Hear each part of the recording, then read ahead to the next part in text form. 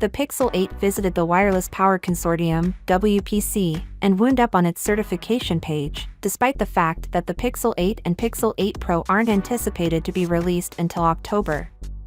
According to MySmartPrice, the certification confirms that the Pixel 8 will feature wireless charging, which is not unexpected. The listing suggests that the GKWS6 model number will be assigned to the smaller, less costly of the two flagship versions. Some Pixel fans won't be too happy to see that the Pixel 8 will have 12W wireless charging, the same as what was offered on the Pixel 7. There won't be any changes in that region.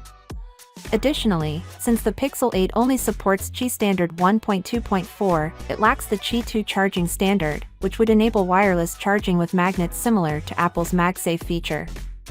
There is no need to be concerned about the Pixel 8 graphic that is now shown on WPC's phone listing.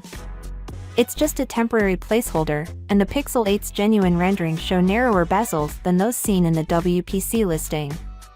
The Pixel 8 is anticipated to have a slightly smaller 6.2-inch OLED display than the Pixel 7's 6.3-inch screen, but with a refresh rate of 120 Hz, according to the most recent speculations.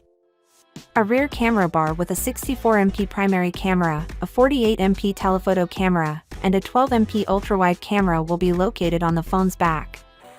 The sides of the device will also be somewhat more rounded. Interestingly, a Pixel 8 case rumor says that the device will feature 3 cameras on the rear, one more than the 2 cameras seen on the Pixel 6 and Pixel 7 phones. Expected is a 16MP front-facing camera. Under the hood, a Google Tensor 3 processor with 8GB of RAM and 128GB of storage should be there. The lights will remain on thanks to a 5000 mAh battery.